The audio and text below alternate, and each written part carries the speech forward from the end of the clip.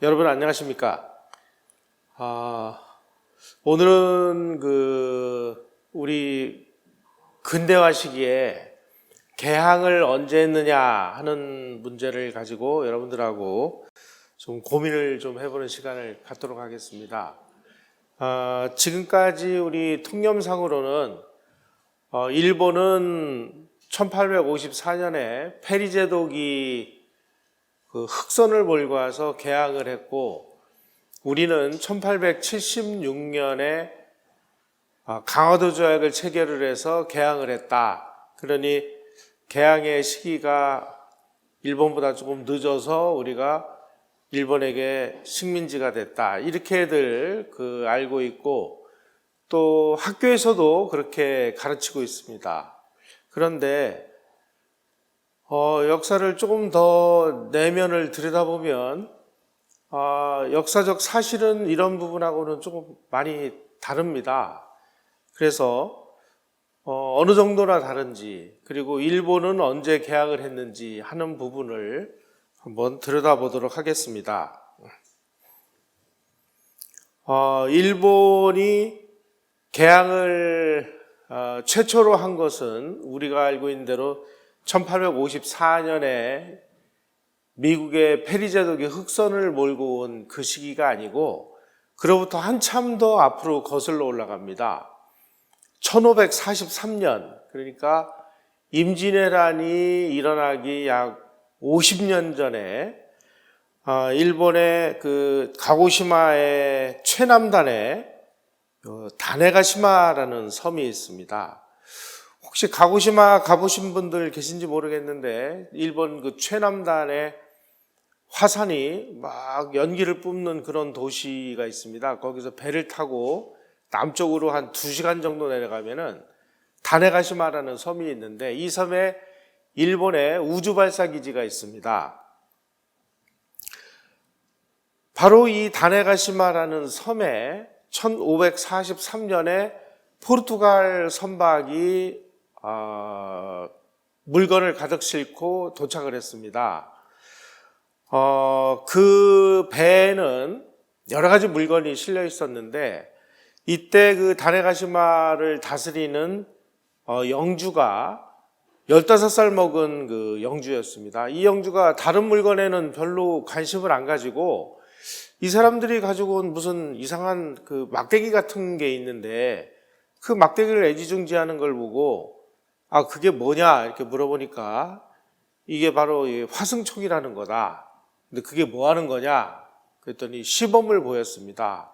한 100m쯤 떨어진 곳에다가 관역을 만들어 놓고 멀리서 쾅 하고 쏘니까 막 굉음이 나면서 그 표적에 적중을 했습니다. 야, 이런 신기한 게 있느냐, 그거 우리한테 팔아라. 그런데 그때만 해도 이 포르투갈 상인들이 이 총이 거래가 될 수 있는 물건이라는 사실을 이해를 하지를 못했습니다. 그래서 팔긴 팔아야 되겠는데, 왜냐면 장사를 하러 왔으니까 이걸 도대체 얼마에 팔아야 되나 고민하다가 일단 총을 한 자루 주고 당신이 치르고 싶은 값대로 치러달라 이렇게 얘기를 했더니, 이 소년 영주가 고민을 하다가 그 기록에 의하면은 중국 은화 몇천 냥을 줬다고 하는데, 요즘 화폐 가치로 환산해 보니까 우리 돈으로 10억 원을 줬습니다. 총 한 자루에 10억 원을 주다니 이 포르투갈 상인들이 깜짝 놀란 거예요. 너무 비싸게 받은 거 아닌가 싶어가지고 한 자루를 더 줍니다.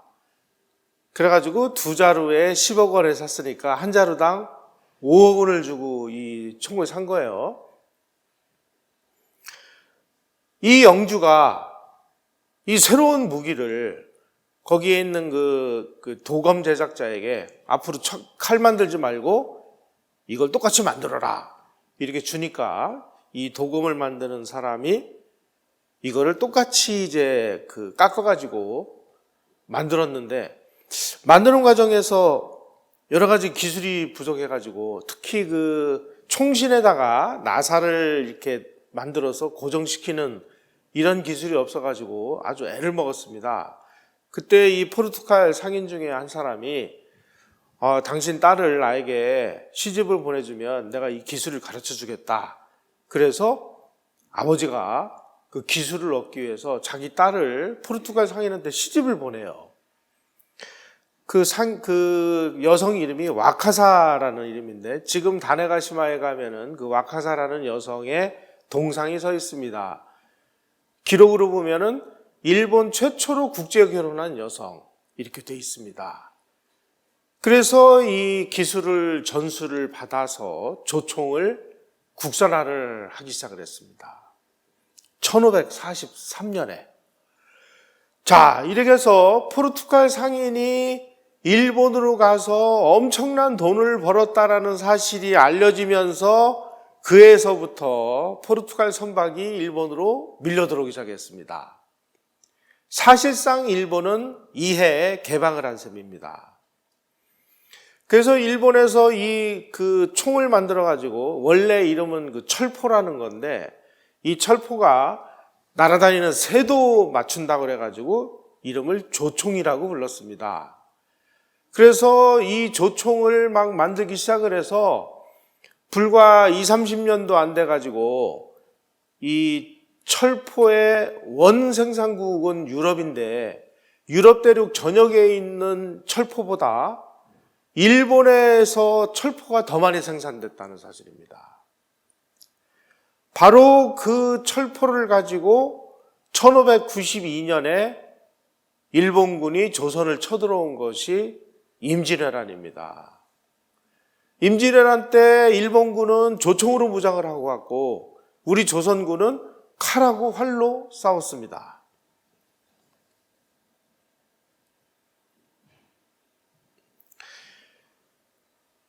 이렇게 해서 일본이 1543년에 개항을 하고, 그리고 이 철포를 국산화를 해서 근대식 군대를 만들어 가지고, 그 당시에 일본은 막 전국시대라고 그래서 전국에 있는 막 난세에 그 동네에 있는 사람들끼리 서로 죽이고 싸우고 막 이러는 전국시대가 계속되다가 이 철포가 동원이 돼가지고 천하를 통일하게 됐습니다.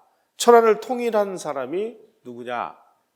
바로 조선을 침략한 도요토미 히데요시라는 사람입니다.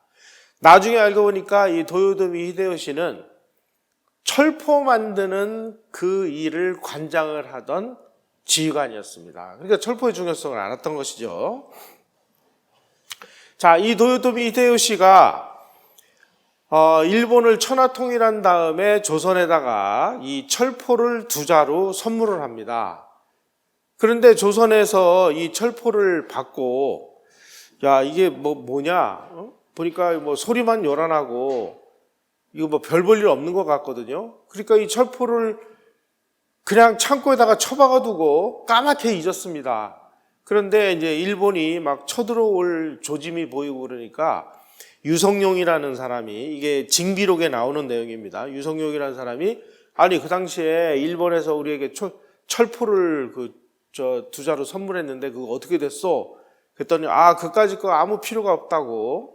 그래서 왜 필요가 없느냐 그랬더니, 그 당시 조선 최고의 무장이라고 하는 신립장군이 뭐라고 얘기를 하느냐, 아니 외병들이 조총을 가졌다 해도 그게 어디 쏠 때마다 맞는답니까? 그러니까 이거 아무 소용도 없습니다 하고 내팽개쳐뒀습니다. 임진왜란에서 우리가 아주 일본에게 초반에 형편없이 당한 이유는 조총에게 당한 겁니다. 조선에서도 일본군이 쳐들어오는 조짐이, 이상한 조짐들이 보이니까 일본이 혹시라도 우리나라를 쳐들어올지 아닐지 이거를 좀 정탐하기 위해서 통신사를 보냅니다. 그런데 통신사를 보낼 때 정사하고 부사를 보냈는데 정사가 부사가 당파가 서로 달랐어요. 지금으로 치면은 열린우리당하고 더불어민주당하고 국민의힘당 사람들을 하나씩 뽑아가지고 보낸 거나 마찬가지였습니다. 그래도 이 사람들이 1년 동안 가가지고 일본을 다 11개월 동안 샅샅이 보고 온 다음에 보고를 했는데, 정사는 일본군이 쳐들어올 것 같습니다 라고 얘기를 하고, 부사는 아이고 내가 가보니까 일본군이 쳐들어올 그 생각도 안 하는 것 같습니다. 정반대의 보고를 합니다. 왜냐? 당파가 달랐으니까요. 그때나 지금이나 이 나라는 정치가 국민들을 아주 실망시키고 망치는데 아주 앞장을 서고 있는 것 같습니다. 같은 시기에 똑같이 사신들을 보냈는데 한 사람은 침략할 것이다, 한 사람은 안 할 것이다 이렇게 얘기를 하니까 서로 또 갑론을박을 하다가 임진왜란을 맞아가지고 허둥지둥 피난을 가기 시작을 했습니다. 동인과 서인이 서로 당파가 달라가지고 동인은 침략을 한다, 서인은 침략을 안 한다. 그러니 서로 또 싸우다가 엉망진창이 된 그런 역사가 우리에게 있었습니다. 사실상 임진왜란은 예고된 전쟁이나 마찬가지였습니다. 1591년에 일본 사신 히라 시게노부라는 사람이 부산에 와가지고 중대한 정보를 제공을 합니다. 일본은 조만간 조선을 침략할 것이다.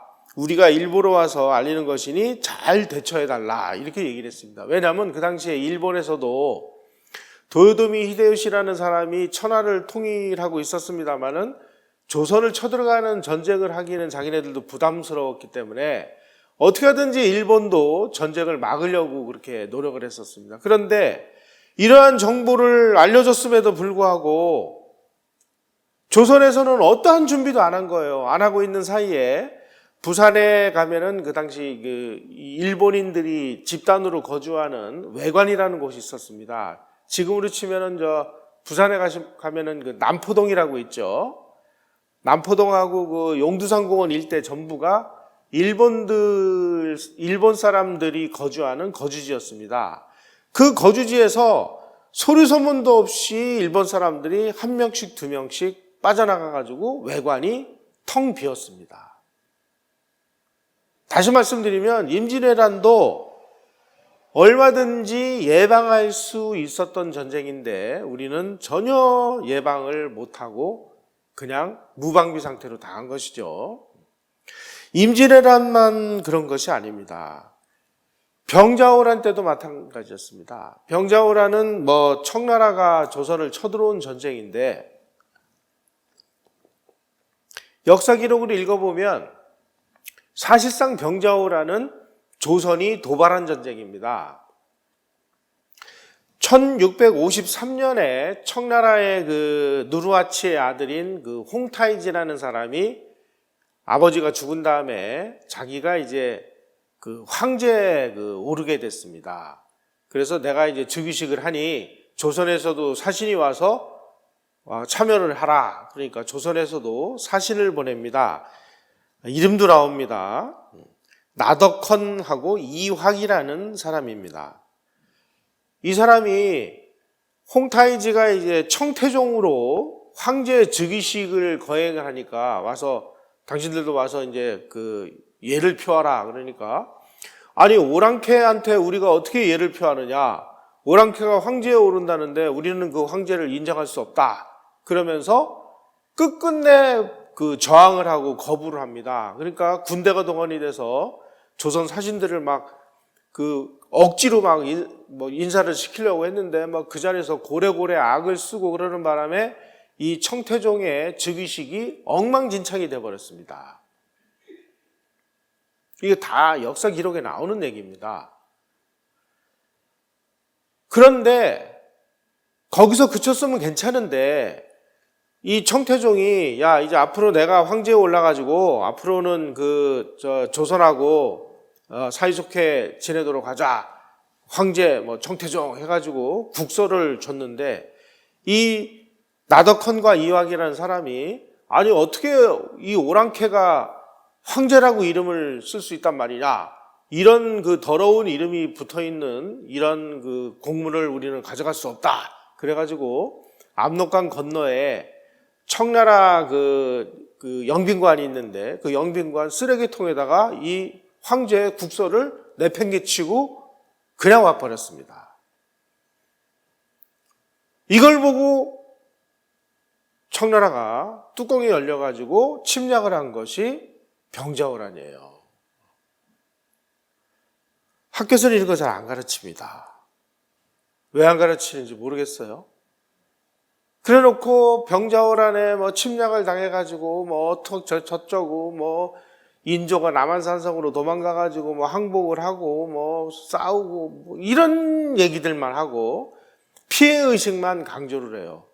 우리가 도발을 했다라는 얘기는 교과서 어디에서도 안 하고, 일본이 1570년경에 나가사키를 일본 사람들이 외국인에게 개방을 합니다. 그리고 이 무렵에 일본에는 천주교가 급속도로 전파가 돼가지고 나가사키 일대가 전부 천주교도들이 사는 마을이었습니다. 그래서 그때는 이제 천주교인들을 기리시탄이라고 그랬는데, 규슈 일대에 기리시탄들이 막 기하급수적으로 늘고, 그러니까 야, 우리도 일본인들을 신부로 만들어야 되겠다. 그러려면 우리 젊은이들을 로마로 보내자. 그래서 1582년 2월 21일 날 규슈 지역의 기독교 영주들이 아주 똑똑한 소년 4명을 뽑아가지고 로마로 파견을 합니다. 1582년에. 그래가지고 이 4명 중에 3명이 로마에 가서 공부를 해서 신부가 돼요. 그래서 신부 서품을 받고 다시 이제 일본으로 돌아오는데, 돌아올 때 이 사람들이 유럽에서 뭘 사가지고 왔냐면은 구텐베르크식 인쇄기를 사가지고 왔습니다. 그리고 항해용 지도를 사가지고 왔고요. 서양 악기를 구해가지고 왔습니다. 구텐베르크 인쇄기를 사가지고 와서 뭘 했느냐? 일본어로 성경을 발행하기 시작했습니다. 그래서 일본에서 출판혁명이 시작된 것은 이미 1600년 초라고 기록이 되어 있습니다. 우리하고는 좀 많이 다르죠? 1600년에 네덜란드 동인도 회사의 무역선인 리프더호라는 배가 규슈에 도착을 합니다. 그때 그 배에 네덜란드 선원, 영국 선원들이 타고 있었는데, 그 영국 선원 중에 윌리엄 애덤스라는 사람이 있었습니다. 그리고 네덜란드 선원 이름이 얀 요스턴인데, 요 윌리엄 애덤스라는 사람이 도쿄로 가서 그 당시에 이제 에도의 막부의 실력자를 쇼군이라고 하는데, 쇼군이 보니까 이 친구가 배도 잘 만들고 영어도 잘하고 막 이러니까, 너는 내 옆에 앉아가지고 나의 고문을 해라. 그래서 외국과 교역을 하는 고문으로 이 사람을 채용을 합니다. 그리고 이 사람에게 쇼군을 항상 만날 수 있는 그런 자격을 부여를 합니다. 그래서 이 사람이 하타모토라는 이 소위 말하는 무사 중에서도 최상급 무사 직위를 부여받습니다. 그래서 이 사람을 통해서 1600년부터 서양하고 교역을 하기 시작을 했습니다.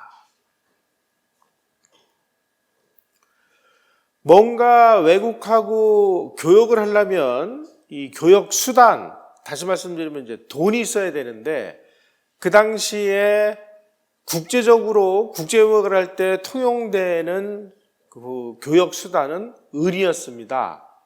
그 당시에는 금이 귀해서 은화를 많이 사용을 했는데, 일본에서 은이 쏟아져 나오기 시작을 했습니다. 일본에서 생산되는 은이 멕시코에 이어서 세계에서 2위였습니다. 그 은이 이제 이와미라는 광산에서 발견이 됐는데, 은은 전부 이게 아연하고 이렇게 섞어가지고 이 채굴이 되기 때문에 이 아연하고 은을 분리시키는 이 재련술이 필요한데, 일본에 이 재련술이 없었습니다. 그런데 조선에서 이 첨단 재련수를 개발했습니다. 이걸 이제 연은 분리법이라고 합니다. 아연과 은을 분리하는 기술이다 그래가지고 이 연은 분리법을 조선에서 개발을 했는데 조선에서는 모든 그 금광, 은광을 전부 폐쇄를 했습니다. 조선에서 금과 은이 나면 중국에서 조공을 바치라고 할까봐 모든 은광, 금광을 폐쇄하고 보니까 이 기술을 가지고 있는 사람들이 어디 가서 이 기술을 쓸 데가 없는 거예요. 그래서 이 사람들이 일본으로 초청을 받아가지고, 사실은 초청이 아니고요, 이 사람들을 일본이 빼돌린 겁니다. 그래서 이 사람들이 조선의 이 연은분리법을 가지고 있는 기술자들이 일본으로 건너가서 일본 사람들에게 이 연은분리법을 전수를 해주면서 일본에서 은광들이 아주 대폭발하기 시작을 합니다. 그래서 이 이와미 은광에서 생산되는 은을 가지고 일본이 교역을 하기 시작을 했습니다. 이와미 은광은 그 당시에 세계 2위의 생산량을 차지하는 그런 은광산이었습니다. 바로 조선을 침공을 한 이 도요토미 히데요시는 이 은광에서 나오는 이 은을 가지고 열심히 해외로부터 무기를 사고 화약을 사와 가지고 조선을 침략을 한 것이 임진왜란인 것입니다. 그래서 나가사키가 여기 위치가 여기에 있는데요. 여기가 부산이고요. 1600년 무렵의 기록에 의하면 나가사키에 외국인 배들이 문전성시를 이루었다라는 기록들이 나옵니다. 스페인, 포르투갈, 네덜란드, 영국 이런 상선들이 유럽의 물건을 가득 싣고 나가사키로 들어와서 교역을 하기 시작을 했습니다.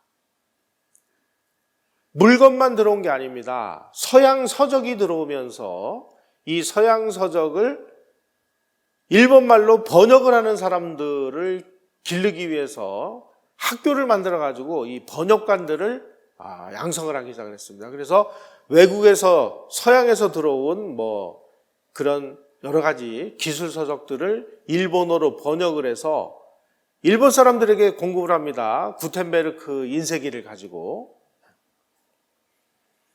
특히 네덜란드에서 들어온 학문이 그 당시에는 상당히 선진 학문이 많았는데 이걸 이제 네덜란드는 이제 난학이라고 하는데 이 난학을 하는 사람들, 번역을 할 줄 아는 사람들이 그 당시에 3,000명이 넘었다.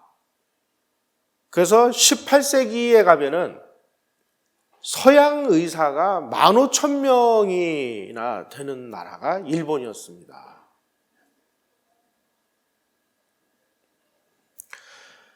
아까 1582년에 소년 4명을 로마로 보내서 신부를 만들었다라고 말씀을 드렸는데 이번에는 1613년에 하세쿠라라는 그 사람을 대표로 해가지고 이번에는 태평양을 건너가지고 멕시코로 해서 로마를 보냅니다. 이 사람들을 게이초 유럽 파견 사절단이라고 얘기를 합니다. 1613년입니다. 이때 일본 사람들이 타고 간 배는 이름이 산후안 바티스타호인데 이건 전부 일본이 만드는 배입니다. 일본이 자기네들이 만드는 배에 180명의 일본인 사절단을 태우고 멕시코를 통해 가지고 유럽으로 사절단을 보내요. 우리나라 사람이 최초로 태평양을 건넌 게 언젠지 혹시 기억나십니까?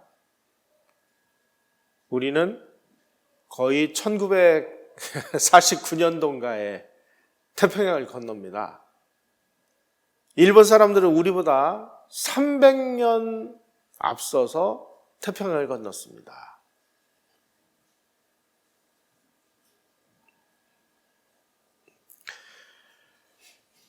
한국에서 태평양을 건넌 기록은 1949년에 하와이에서 진해까지 6.25 때 최초로 북한하고 전투를 벌였던 백두사람이라는 배가 있는데요. 이 배를 우리가 미국에서 사왔습니다.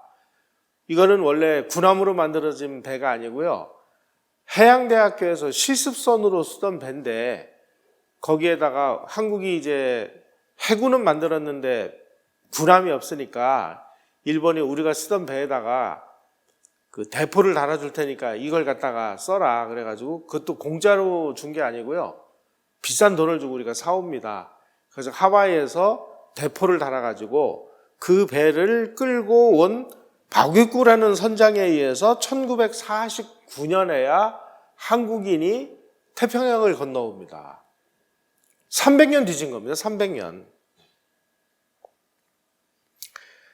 자, 일본이 얼마나 이 해외 활동이 활발했는지를 보여주는 지도가 바로 이 지도입니다. 여기 잘 보이실지 모르겠는데 이거 녹색으로 이렇게 표시되어 있고 빨간색 점선으로 표시되어 있는 것들이 그 당시 일본의 무역선이 동남아시아를 상대로 무역을 한 무역 루트입니다. 이미 1600년서부터 일본의 이 허가장을 받은 배들을 주인선이라고 하는데 이 주인선들이 중국, 베트남, 태국, 말레이시아, 인도네시아 이런 데 진출해서 무역을 했습니다. 일본 물건을 가서 팔고 또 그 나라 특산물을 가서 사오고 하는 이 무역이 1600년부터 시작이 됐습니다. 특히 베트남하고 태국, 필리핀에는 니온마찌라고 해서 일본인 집단 거주지가 만들어졌습니다. 여러분 혹시 왜구라는 얘기 들어보셨죠? 왜구. 왜구는 뭐냐? 무장한 상선을 무장한 상선에 타고 있는 일본 사람을 왜구라고 하는데 그 당시에 바다라는 거는 무법천지였습니다. 그래서 그냥 일반 배예요. 일반 배 가다가 자기네들보다 좀 약한 사람들이 배를 타고 간다 싶으면 해적으로 돌변을 해가지고 막 공격을 해가지고 그 배를 탈취하는 것이 이게 왜구들이라는 것입니다. 일본 사람들 뿐만이 아니고요. 전 세계가 다 그랬어요. 영국이나 네덜란드나 이런 데서 다 일반 상선이 무장을 하고 다니다가 여차하면은 약탈을 해요. 그래서 해군과 해적은 구분할 수가 없습니다. 이런 식으로 동남아를 그야말로 주름 잡던 나라가 일본이었는데 주름 잡은 시기를 보니까 1600년부터였더라. 우리는 그동안 뭐 하고 있었죠? 그냥 공자왈, 맹자왈, 소중화 이런 것만 하고 있었을 때 일본은 이렇게 해외 무역을 했다는 것입니다. 나가사키에 가면은 제일 먼저 이 관광지로 데지마라는 곳을 가는데 데지마라는 것은 이렇게 부채꼴 모양의 인공섬입니다. 인공으로 섬을 만들어서 여기에다가 다리를 만들어 놓고 네덜란드 사람들에게만 여기에다가 와서 너희 나라만 이제 장사를 해라. 자, 그 당시에 세계를 주름잡는 나라들이 많았습니다. 스페인, 포르투갈, 네덜란드, 영국 이런 나라들이 그 시기에 세계를 주름잡았는데 그 여러 나라 중에서 일본이 왜 하필이면 네덜란드를 자기네들 파트너로 선택을 했을까요? 우선 첫째로는 스페인이나 포르투갈 이런 나라들은 천주교를 와서 계속 천주교를 퍼뜨리려고 노력을 해요. 그런데 네덜란드는 신교의 나라입니다. 그래서 우리는 종교 같은 거 안 퍼뜨리고 우리는 장사만 할게. 그러니까 네덜란드를 선택한 것입니다. 두 번째로는 네덜란드의 세계 정보망이 가장 광범위하다는 사실을 일본이 알고 있었습니다. 그래서 네덜란드에게 독점 무역권을 허용하는 조건으로 네덜란드는 일본 막부에다가 이 세계가 돌아가는 이 정보를 주기적으로 그 보고를 해야 됐습니다. 주기적으로 이 정보를 제공하는 그 조건으로 네덜란드에게 무역을 해온 것입니다. 그래서 네덜란드의 상관장은 자기네들의 무역선이 들어오면 네덜란드의 정보망이 전 세계를 통해서 얻은 정보를 이번에 지금 영국에서 무슨 왕이 에드워드 3세에서 뭐 헨리 8세로 바뀌었습니다.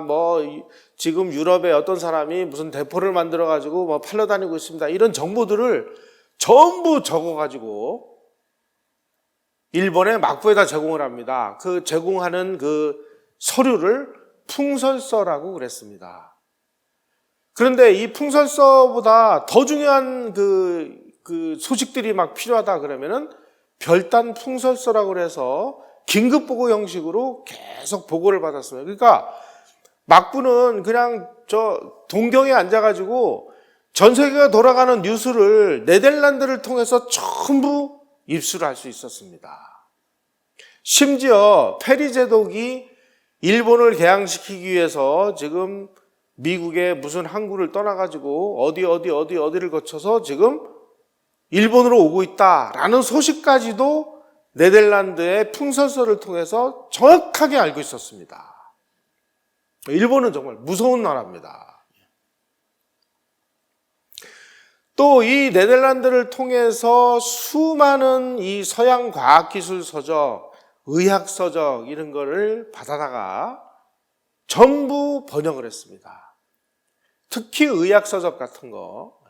아까도 제가 18세기의 의사가 서양 의사가 15,000명이라고 제가 말씀을 드렸는데 요즘에 우리가 쓰고 있는 이 인체와 관련된 용어들 이거 전부 이 시기에 일본이 만드는 겁니다.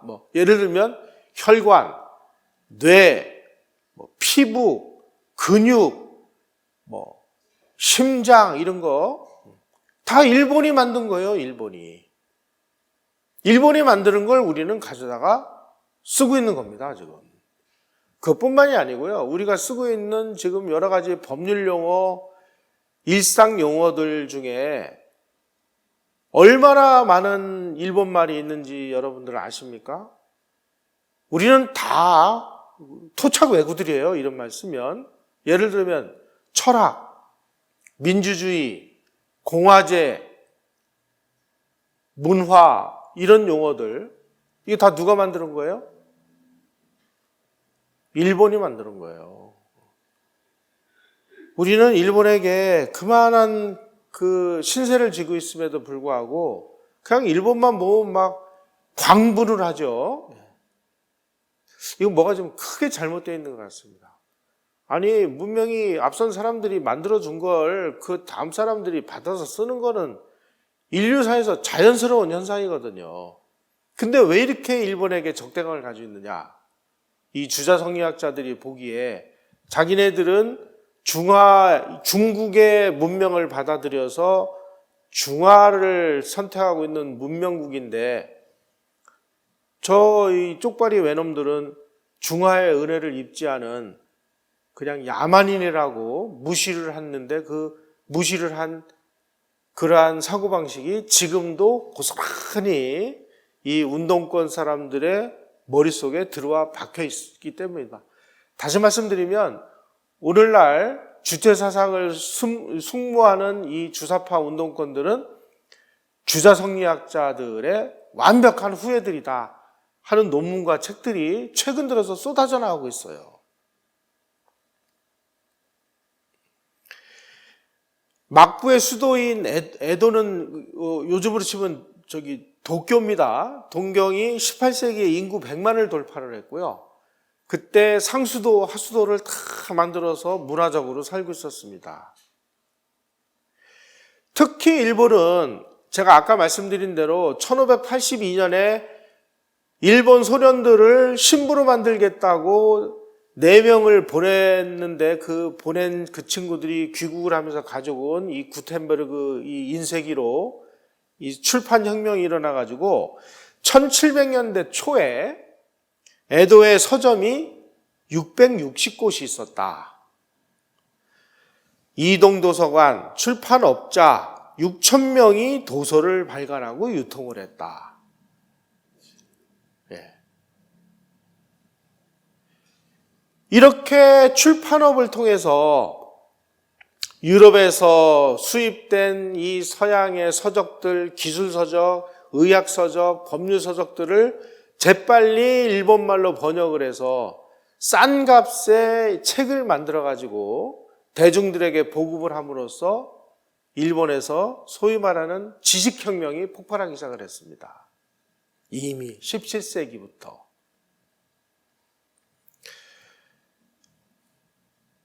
조선의 주자성리학자들이 그렇게 오랑캐라고 여기는 청나라에서도 서점마다 책이 넘쳐났습니다.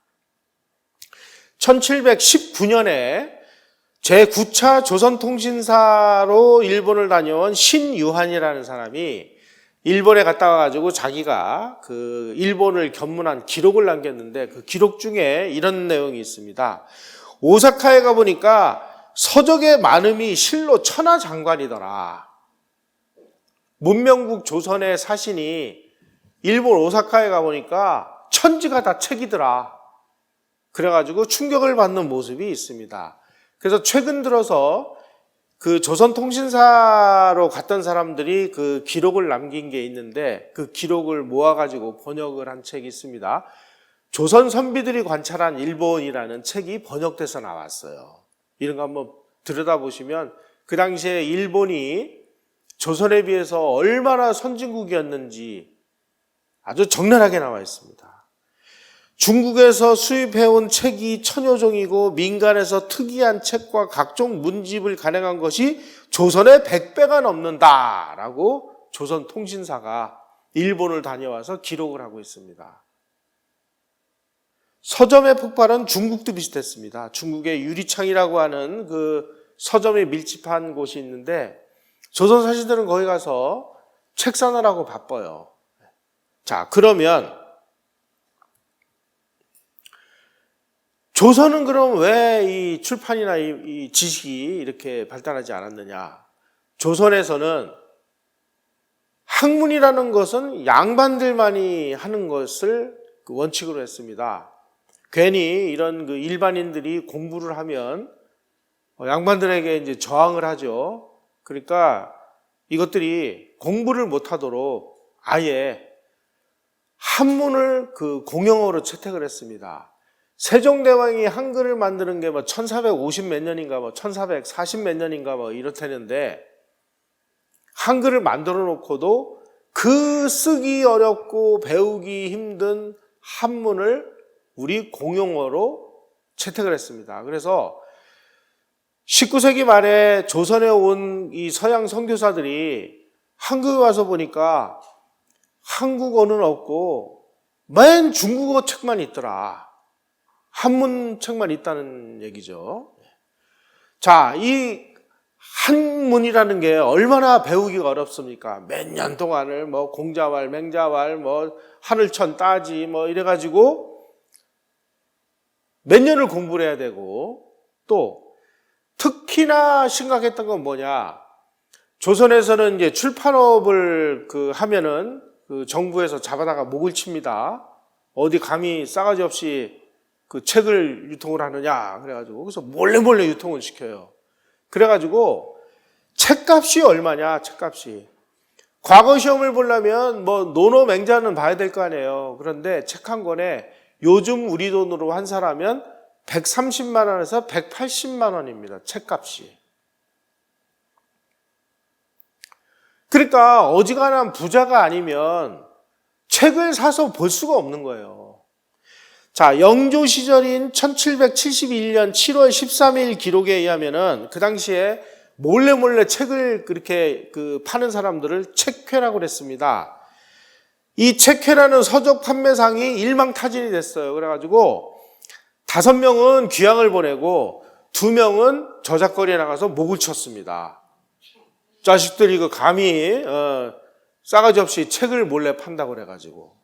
그러니 소위 말하는 무슨 뭐 지식혁명이 일어날래야 일어날 수가 없이 그냥 극소수의 양반들만 한문 공부를 해서 과거 시험을 봐가지고 과거에 급제해서 자기들끼리만 국가의 자리를 나눠 가지면서 일반 백성들을 흡혈귀처럼 착취하는 이 구조가 19세기 말까지 그대로 이어져 온 것입니다.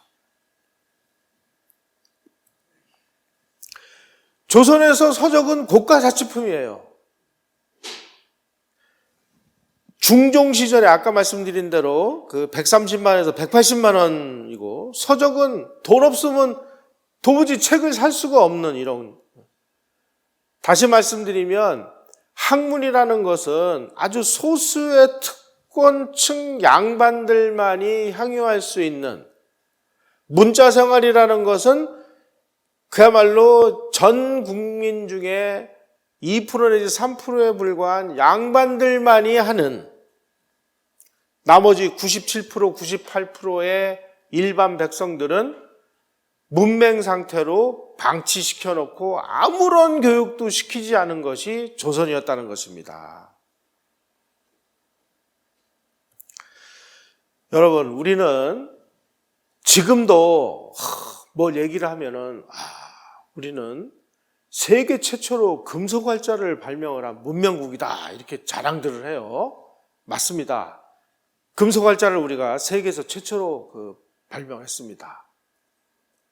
그런데 발명을 했으면 그걸 가지고 막 책을 대량으로 찍어서 일반 국민들에게 마구 보급을 해서 지식을 막 보급을 하면은 지식혁명이 일어날 거 아니에요? 그래야 이 문명이 발달하고 문화가 발달하고 경제가 발달하고 사회가 발달하는 거 아니겠습니까? 그런데 조선에서는 왜 지식혁명이 안 일어나고, 우리보다 100년, 200년 뒤늦게 금속활자를 발명한 유럽에서 구텐베르크가 만든 인쇄기에 의해서 지식혁명이 일어났을까요? 구텐베르크는 제일 먼저 이 인쇄기를 만든 다음에 성경을 찍었습니다.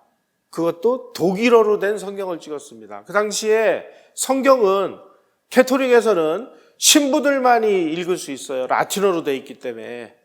근데 일반 독일 사람들 중에 라틴어를 아는 사람이 몇 명이나 됩니까? 그러니까 이 라틴어로 된 성경을 독일어로 번역을 해서 성경을 막 마구 찍어가지고 일반 사람들이 다 읽을 수 있게 보급을 한 거예요. 그러니까 성경 읽으려고 독일어 배운 거죠. 그 다음으로 뭘 찍었느냐? 구텐베르그는 무슨 고배한 철학가가 아닙니다. 이 사람은 인쇄업자예요. 출판업자. 출판업자는 돈을 벌어야 되잖아요. 돈을 벌기 위해서 그 다음에는 뭘 찍었느냐? 아주 야한 소설을 찍었습니다. 그래가지고 이걸로 막 떼돈을 벌었어요. 그러니까 그 야한 소설을 읽기 위해서 또 사람들이 막 독일어를 배우는 거예요. 그래서 문명이 없어졌어요. 우리는 금속활자를 발명해놓고 전부 정부가 통제해가지고 정부가 보호하고 있는 그 금관에다 다 집어넣어놓고 국가에서 필요로 하는 책만 3부 내지 5부 찔끔 찍고 활자는 전부 또 그 안에다가 집어넣고 일반인들은 구경도 못하게 만들었습니다. 양반들만 돌려봅니다. 양반들만. 1945년 8월 15일 날 우리가 해방이 됐을 때 도대체 우리나라의 문맹률이 몇 프로였을까? 서양 사람이 기록한 통계 자료에 의하면 문맹률이 78%였습니다. 전 국민 10명 중에 7명 내지 8명이 자기 이름자나 겨우 쓸 줄 알고 신문을 봐도 까막눈이고 기본적인 덧셈 뺄셈조차도 못하는 이 무지랭이 문맹 상태로 방치해 놓은 것이 20세기 중반까지 우리의 참혹한 실상이었다는 사실을 우리는 알아야 됩니다. 자, 이렇게 금속활자를 발명을 해놓고도 그냥 완전히 단절시켜 놓고 그러다 보니까 조선의 이 금속활자 제조 기술 점점 퇴보를 해가지고 아주 출판 야만국으로 전락을 했습니다. 기록을 보면 1883년에 박영효가 수신사로 일본을 가서 일본 사람들에게 이 국민들을 계몽하려면 신문을 내야 된다. 당신들 가서 신문을 내시오. 근데 신문을 내려고 하니까 활자가 없는 거예요. 그래서 일본의 그 쯔키치 활판제조소라는 곳에서 좀 미안한 얘기입니다만은 금속 활자를 만들어줘요. 그래서 이 납활자를 수입을 해다가 국영인쇄소인 방문국이라는 걸 만들어가지고 최초로 만든 신문이 한성순보라는 신문입니다. 한성순보는 우리가 그거를 운영할 수 있는 기술도 없고 만들 수 있는 방법도 모르고 그래가지고 일본 사람을 5명을 초빙을 해다가 일본으로부터 활자를 만들어서 수입을 해다가 그렇게 만든 것이 우리의 한성순보입니다. 아니, 세계 최초의 금속활자 발명국이 어찌 이 모양 이 꼴에 야만국으로 전락을 했을까요? 모든 건 양반들이 다 통제를 하고 자기네들이 필요한 책만 그냥 찍고 나머지는 전부 금고에다가 처박아 놓고 아무도 접근도 못하게 막았기 때문입니다. 그 사이에 일본은 서양에서 들어오는 모든 그런 무슨 법률, 그 다음에 의학, 문학, 철학, 특히 일본 사람들은 개화기 시절에 막 제일 관심 있게 퍼뜨린 게 뭐냐? 국제법입니다. 만국공법이라고 그래가지고 만국공법 책을 막 수도 없이 찍어가지고 일본 사람들에게 다 국제법 공부하라고. 국제법을 공부 안 하면은 우리 나가서 다 당한다고. 후쿠자와 유키치가 자기가 이제 서양을 유학을 하고 와서 책을 씁니다. 서양 사정. 이 책이 300만 부가 팔려요. 그 시절에. 그 다음에 학문의 권장이라고 그래서 그 서양 학문, 소위 말하는 이 발전된 서양 학문을 배워야 된다. 그래서 학문의 권장은 시리즈로 해서 10권인가가 나왔는데 이 책도 300만 부가 팔렸어요.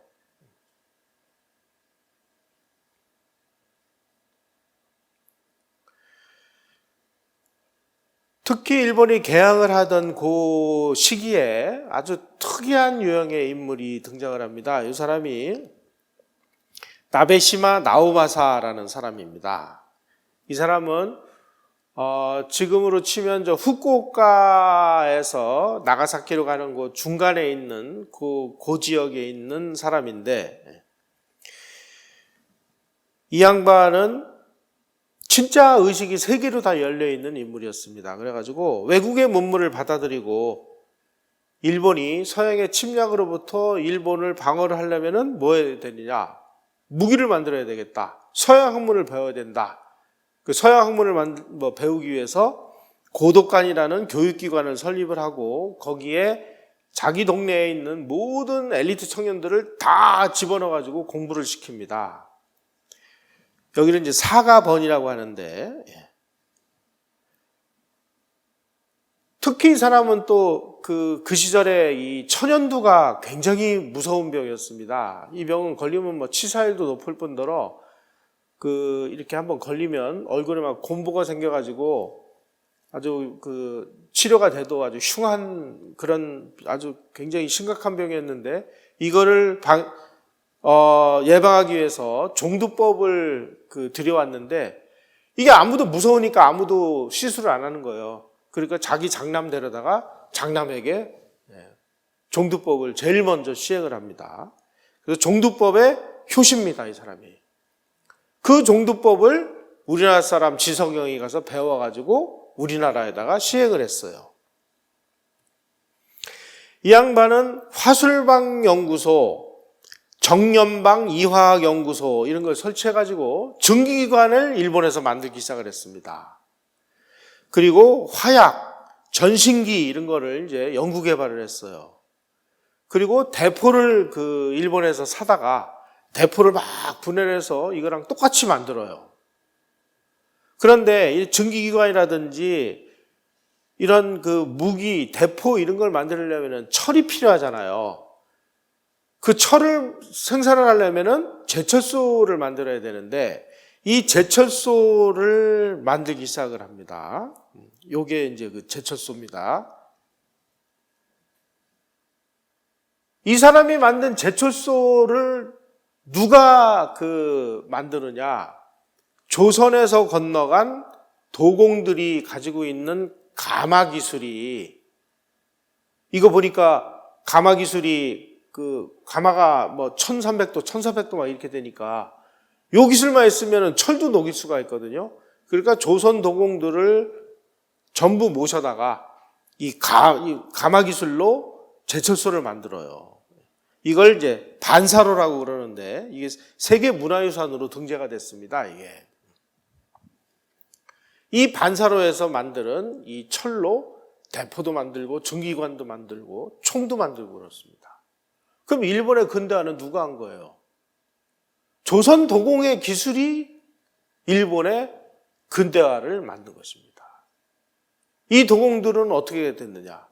임진왜란 때 바로 요 나베시마 나오마사의 직계 조상이 임진왜란 때 도요토미 히데요시의 제4군으로 조선에 와가지고 철수를 하면서 조선 도공들을 몇천 명을 잡아갔어요. 그 도공들을 이용을 해서 이런 제철소를 만든 겁니다. 그래서 그 당시에 여기를 바로 사가번이 바로 저 동그라미 친 저 부분인데 후쿠오카 아래 부분입니다. 1853년 페리 제독이 와가지고 막 개항을 할 그 무렵에 사가번이 가지고 있었던 이 무장 능력이 유럽으로 치면 프로시아를 필적할 정도였다라고까지 평가를 받고 있습니다. 자, 이 사가번에서 이 나베시마 나오마사라는 이 천재가 나타나서 막 그야말로 근대화를 하고 막 제철소를 만들고 대포를 만들고 막 난리가 나니까 바로 요 아래 여기 요 지역 여기가 이제 사스마 지역이라고 하는데 지금 아까 말씀드린 그 가고시마가 여기에 있고요. 이 사스마번을 다스리던 영주가 있는데 그 영주가 시마즈 나리아키라라는 이 영주가 있는데 야 사가번도 하는데 우리는 왜 못하냐? 우리도 하자. 그래가지고 이 영주의 자기 집에다가 슈세이칸이라고 하는 근대식 산업기지를 만들어요. 그래가지고 여기서 막 유리도 만들고 화약도 만들고 기계도 만들고 방직공장도 만들고 막 해가지고 근대식 이 공업단지를 만듭니다. 여기에 근무하는 종업원이 1200명이나 됐었어요. 특히 이 사람은 우리가 근대를 하려면 인재가 제일 필요하다. 그러니까 인재는 일본도 그 조선하고 비슷하게 이렇게 계급이 나눠져 신분이 뭐 황족이 있고 화족이 있고 그다음에 사무라이 계급이 있고 평민이 있고 그런데 야 이런 거 저런 거 다 팽개치고 똑똑한 사람들은 다 저 픽업을 해서 요직에 맡긴다. 그래가지고 사이고 다카모리라는 사람, 오쿠보 도시메치, 이거 일본의 근대화에 아주 결정적인 영향을 미친 이런 사람들이 아주 그 당시로 치면은 이제 미천한 신분이었는데 이 사람들을 픽업을 해서 아주 요직에다가 앉혀요. 계급을 붕괴시켜 버렸습니다. 여러분, 이런 근대화를 하기 위해서는 어마무시한 이 자금이 필요합니다. 이 자금은 어디서 나왔을까요? 바로 아까 말씀드린 대로 조선 도공들이 만든 도자기를 유럽에다가 내다 팔아가지고 그 돈으로 일본이 근대화를 했습니다. 가고시마에 가시면 지금도 그 심수관요라고 있습니다. 요분이 지금 현존하는 심수관인데, 이 심수관은 15대 심수관입니다. 1대서부터 15대까지 다 이름이 심수관이에요. 그래서 지금 현재 살아있는 심수관은 15대입니다. 그러니까 15대 조가 임진왜란 때 일본으로 포로로 끌려가가지고 일본에 정착을 했습니다. 일본은 특히나 이 기술자들을 아주 극도로 예우를 합니다. 우리는 기술자를 죽으라고 부려먹기만 하고 공돌이, 공순이 뭐 이런 식으로 비하를 하는데, 일본에서는 장인, 기술자 이런 사람들을 아주 극진히 예우를 합니다. 이 사람들이 왜 도공들을 잡아갔느냐? 그 당시에 임진왜란 때 뭐 연구에 의하면은 5만에서 9만 명 정도의 포로를 잡아갔다고 하는데, 그 중에 거의 대부분이 다 도공들이었습니다. 왜냐하면 일본에서는 도자기를 굽는 기술이 없었어요. 도자기 굽는 기술은 요즘으로 치면은 반도체의 원료가 되는 세라믹이라고 있는데, 세라믹을 제조하는 기술과 동일합니다. 그러니까 이 도자기 만드는 기술은 당대의 최첨단 기술이었어요. 일본이 조선을 쳐들어와서 도공들을 집중적으로 포로로 끌고 간 이유는 자기네 나라에서 써먹기 위해서입니다. 그래서 이 사람들을 이제 잡아갔어요. 잡아가지고, 야, 너 뭐 기술이 뭐야? 도자기 만드는 겁니다. 도자기 너는 모든 작업 다 면제, 세금도 면제, 아주 좋은 집 탁 내주고, 필요한 게 뭐야? 흙이 필요한데요. 군사들 풀어가지고 이 사람이 필요한 흙까지 다 받아줘요. 이 양반은 앉아가지고 자기가 그동안에 막 만들고 싶었던 최상의 도자기를 만든 거예요. 특히 일본이 히트친 게 뭐냐? 이 채색 도자기라는 겁니다. 이 도자기 보시면 울긋불긋하죠? 이 울긋불긋하게 색을 내려면은 이 염료가 필요한데, 이 염료는 전부 그 당시에 지금으로 치면은 페르시아 지역, 이란 지역, 이 지역에서 염료가 났습니다. 이 코발트 블루라고 그래가지고 이게 금값보다 더 비쌌어요. 조선에서는 돈이 없어가지고 안료를 못 사온 거예요. 고려시대만 해도 청자가 있었죠. 아주 은은한 빛이 나는 고려청자라고 얘기를 하는 그 청자 빛을 내려면은 코발트 블루라는 안료를 사와야 되는데, 이 안료가 이란이나 이런 데서만 나는 거기 때문에 비싸니까 수입을 못 한 거예요. 그러니까 뭘 만들었어요? 색깔이 없는 백자를 만들었죠. 조선 사람들이 흰색을 좋아해서 백자를 만들었다. 이건 다 사기고요.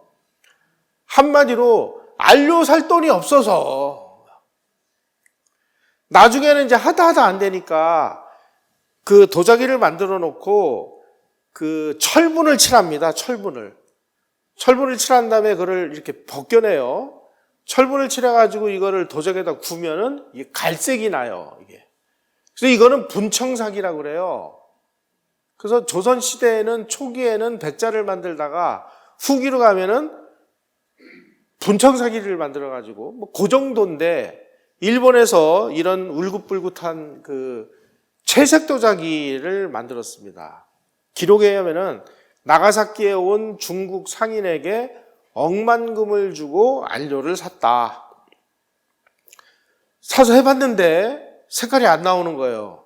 그러니까 중국까지 가서 그 안료 만드는 기술자를 또 억만금을 주고 모셔다가 조언을 들어가지고 조선 도공들이 만들어낸 게 이런 채색 도자기인데, 이 채색 도자기를 본 나가사키에 온 네덜란드 상인들이, 야, 이거 유럽까지 가면 이거 장사되겠다. 그래가지고 나가사키를 통해서 그 어마어마한 도자기를 실어다가 유럽에다가 내다 팔았습니다. 260년간 무지막지한 도자기를 유럽에다가 내다 팔아서 그 판 돈으로 대포도 사고 기술도 사고, 그래서 일본이 근대화한 것입니다.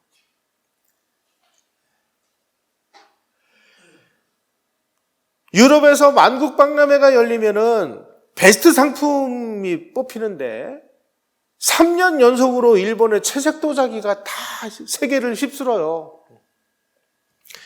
지금도 유럽의 왕실 그 컬렉션에 이런 데 가보면 뭐 사스마 야끼, 아리따 야끼 뭐 이런 게 있는데, 사스마 야끼는 심수관이 만든 거고 아리따 야끼는 조선도공 이삼평이 만든 겁니다. 바로 이러한 채색 도자기를 사기 위해서 네덜란드 동인도 회사 배들이 나가사키에 문전성시를 이뤘고, 일본은 이 도자기를 유럽에다가 수출해 200몇십 년 동안 수출해 가지고 번 돈으로 근대화를 이뤘습니다. 도자기 누가 만들었어요? 조선 도공들이 만드는 겁니다. 일본의 근대화는 조선 도공들이 했어요. 그 조선 도공들이 만약에 포로로 안 잡혀가고 조선에 그냥 남아 있었다면 뭐 천민이죠. 뭐 그냥 양반들의 애완용 도자기나 만드는 수준. 그래가지고 19세기쯤 가면은 서양 선교사나 일본의 이 도자기 장인들이 조선에서 만드는 도자기를 보고, 야, 이거 필리핀에서 만드는 거냐? 뭐 이렇게 후지냐? 이럴 정도로 조선의 도자기 수준은 급격히 퇴화를 했습니다.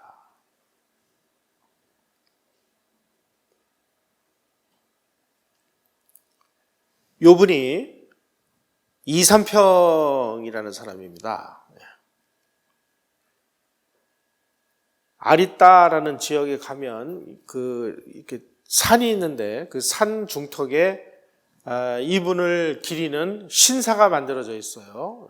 도잔 신사라고, 도자기 신사입니다. 도자기 신사.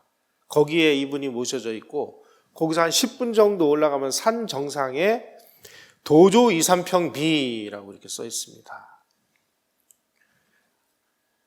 아리따에서 나오는 그 역사서에 이렇게 표현이 됐어요. 이 대포도 군함도 아리따 자기가 가져다 준 것을 기억하라.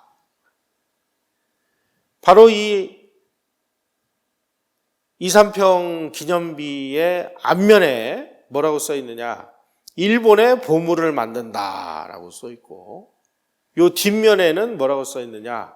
이삼평은 우리의 대은인이다. 일본 사람들이 그렇게 써놨어요. 조선에서 온 도공이 대은인이래요.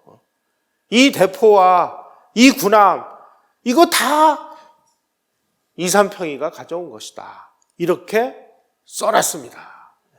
못 믿으시는 분은 저하고 이 코로나 사태 풀리면 여기를 같이 가자고요. 제가 이 증거물을 보여드릴게요. 저 여기 여러 번 갔다 왔습니다. 책 쓰기 위해서. 이 도잔신사에 가면은 이삼평에 앉아있는 이 모습과 이삼평이 만든 도자기를 딱 모셔다 놨어요.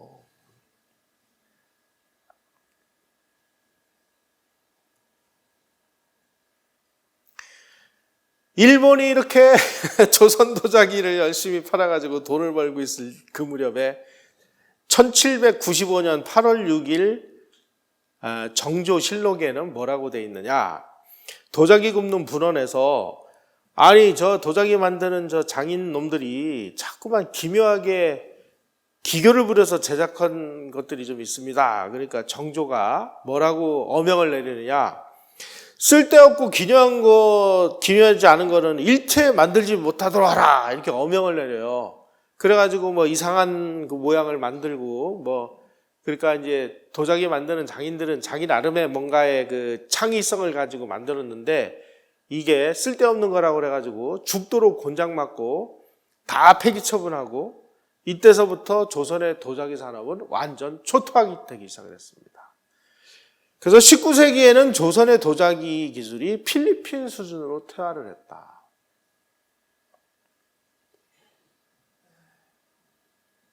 요게 일본 앞바다에 나타난 페리제독의 그 흑선이라는 겁니다. 이게 왜 흑선이냐면, 이 배가 미국 군함을 출항을 해가지고 일본까지 오는데 6개월 걸렸거든요. 6개월 걸리는 동안 이 목재가, 그 당시는 배를 대부분 목재로 만들었는데 이 목재가 이제 바닷물이 튀어가지고 부식되는 걸 막기 위해서 목재에다가 콜타르를 입힙니다. 이 콜타르가 검정색이잖아요. 그러니까 검게 보여요. 그래가지고 흑선이다. 그래서 구로훈해다. 이렇게 얘기를 하는데. 자, 그러면 일본의 개항은 1853년에 페리 제독이 와서 개항을 했느냐. 제가 지금 말씀드린 대로 1543년에 포르투갈 그 선박이 다네가시마라는 섬에 표류가 아니라 와서 조총을 영주에게 판 그 순간 일본은 개항을 한 겁니다. 왜냐하면 그에서부터 포르투갈 선박, 스페인 선박들이 일본으로 물밀듯이 밀려와가지고 교역을 시작했거든요. 1600년에는 나가사키 항구가 외국인들로 문전성시를 이루었다고 할 정도로 나가사키가 완전히 개항지가 됐고, 그 이후에 주인선들 이런 것들을 동남아시아로 보내서 어마무시하게 무역을 했고, 도자기를 팔기 위해서 네덜란드 상선들이 나가사키를 제집들듯이 드나들었고,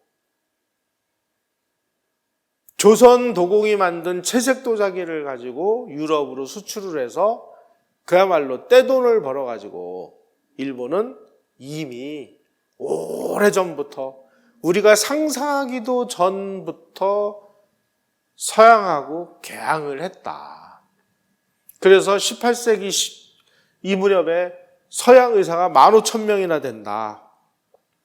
우리는 병자호란 때 인조가 삼전도에서 항복한 그 시기에 소중하니 무슨 해가지고 역사 시계바늘을 거꾸로 뒤 돌려가지고 우리는 조선 중화가 됐고, 자, 요 통계를 보시면 1820년 통계에 의하면은 일본이 세계에서 7, 8위권의 부자 나라였다라는 사실이 여기에 나와 있습니다. 중국, 인도, 러시아, 영국, 프랑스, 독일, 그 다음이 일본이었습니다. 1820년에 일본이 세계 7대 부국이었다는 사실을 여러분들은 알고 계십니까?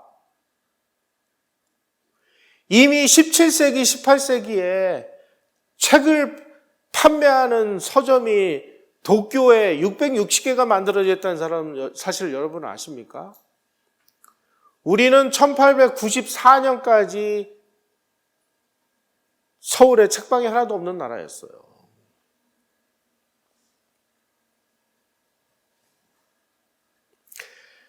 (1905년에) 러일 전쟁이 끝났을 때 일본이 군대가 104만이었습니다. 같은 시기 대한제국은 군대가 몇 명이냐? 8,785명이었습니다. 자, 100만 대군과 8,700명의 군대가 전쟁을 할 수 있을까요? 조선은 왜 전쟁도 못 해보고 왜 나라를 그냥 조약을 체결해가지고 나라를 넘겨줬죠? 왜 넘겨줬을까요? 전쟁조차 할 수 없는, 아니 군대가 있어야 전쟁을 하죠. 무기가 있어야 전쟁을 하죠. 이런 나라가 됐었다는 사실입니다. 우리 이런 역사적인 사실을 냉엄하게 현실로 받아들일 때, 우리가 지금 우리의 좌표가, 우리는 지금 어디에 있는 거지? 우리가 지금 뭘 해야 되는 거지? 하는 정확한 인식을 할 텐데, 그냥 이런 거는 다 그냥 흐트러 놓고 그냥 일제가 그냥 침략 근성으로 우리를 쳐들어와 가지고 어떻게 했느니 저 했느니 이러니까, 야, 이게 뭐냐 이게. 일제 탓하고 을사오적 탓하고 그러면은 세상이 그러면 다시 벌떡 일어서나요? 근데 참 제가 안타깝게 생각하는 거는, 이런 사실을 학교에서도 안 가르치고 드라마에서도 안 가르치고 어느 누구도 안 가르치니까 교회에서마저 이렇게 공부를 해야 되는 이런 안타까운 상황이 됐다는 겁니다. 예. 그래서 우리 역사를 객관적으로 이렇게 공부하면서 우리가 참 뭐가 잘못되어 있었구나 하는 거를 이제 많이들 느끼실 거예요. 예, 이런 것들 좀 많이 알려서 우리가 깨어있는 시민이 되도록 여러분들이 나가서 이 전도사 역할을 해주시기를 당부드리겠습니다. 고맙습니다.